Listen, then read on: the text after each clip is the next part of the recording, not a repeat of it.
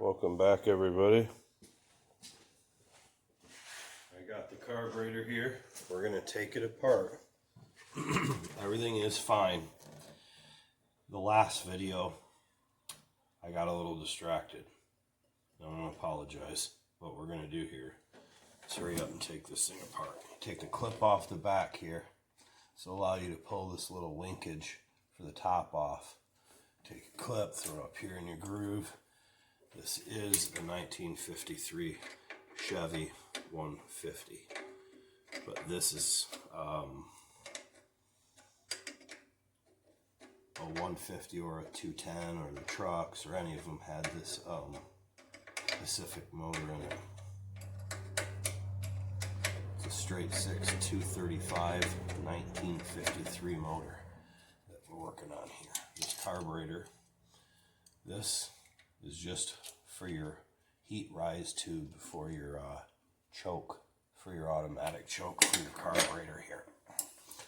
This is lean, rich. You know, you take the 3 screws. If you know anything about a carburetor, if you don't, you take these 3 out. This will lean or rich it. When it's idling, that turns this flap more closed or all the way closed. Like right now, this flap is just closed and has barely any tension on it.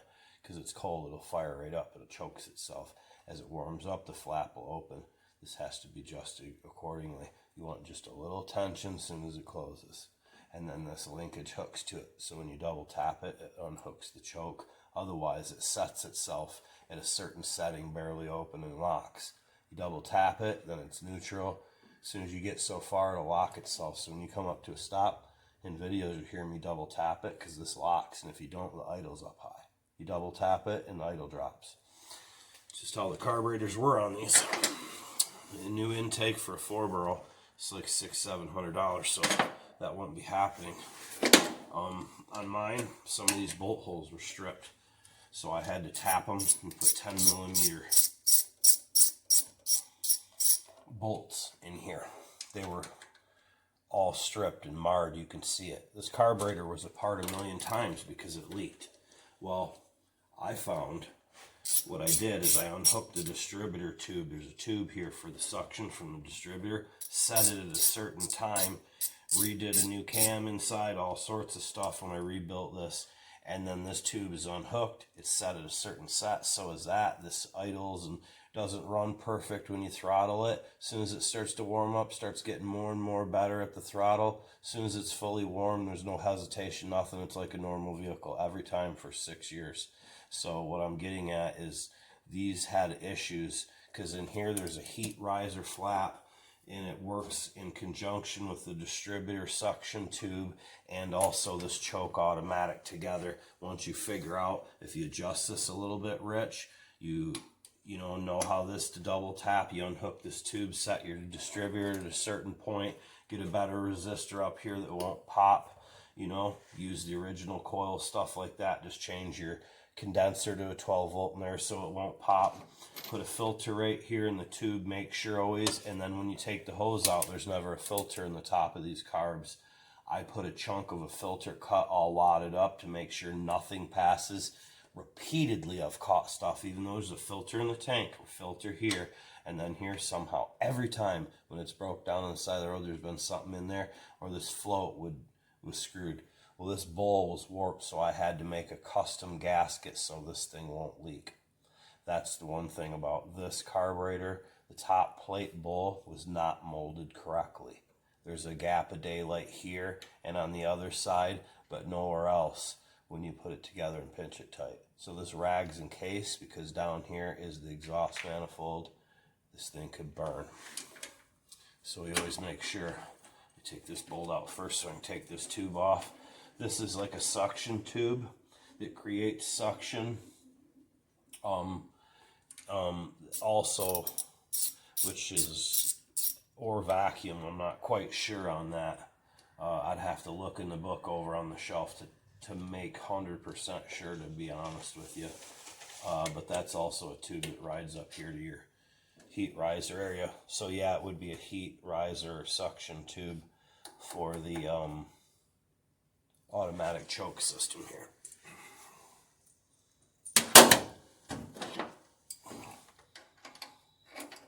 Like I say, it's been a while since I've had the book out on this carburetor.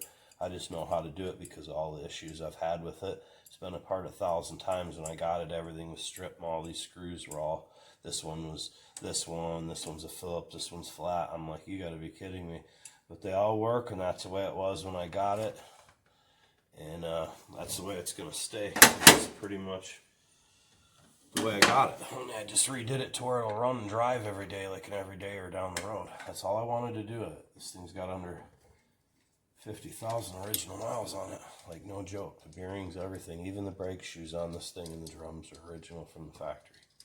The brake shoes, you heard me right. Front and rear brake shoes are absolutely original from the factory. It's insane. Okay. Looks like we got everything off here, right?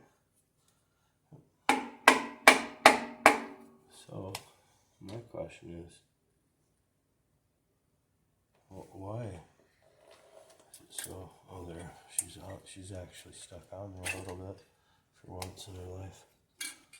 Yes. Alright. So, we're going to be doing this carburetor gasket pretty much anyway. It's no big deal. Now, what I wanted to show you is see the floats, how touchy they are on each side. I mean, there's no room to play around. They can't be bent, anything. Same thing down in here. This is your plunger. See, when you plunge this squirts gas up into here, down inside of it. You know, that's just your throttle. And make sure you get gas down into the engine to fire it up. You always pump the gas, you know, in a carburetor. Here's your main jet where it pushes pressure in on the gas. If this gasket isn't sealed, you won't get pressure in here, and it doesn't want to run right for some reason on these old singles. Anyway, here's your main jet, throws it up and out here, you know, under pressure. Here's your float. Pull our pin out. I wanted to show how you guys, I want to show to you guys that I'm not lying to you here. In fact, you can see there's, you know, there's gas in here. And this is the jet you can see on the back. I hope it focuses. It is custom ground. You know, this is that little jet I talked about, or the needle for the gas stop, the needle jet, whatever you want to call it, to stop the gas from coming in your carburetor once the bowl, you know, you see it. This, and here's what I was talking about. I put a drill bit in here and spun it real easy and cleaned it down in there so that when you put this in here, no matter what, it seats. This car runs perfect, and, you know, it's obvious. It's been sitting here for, you know, like a week or two, but I drive this car all the time, and I wanted to take it apart just for this video to show to you guys, you know, it worked well. It's custom made. It's out of a Holly just package, but you got to make sure it's the same size square as the original one, and it don't wobble around in there. It seats decently, but it slides nice and freely, and that's polished up.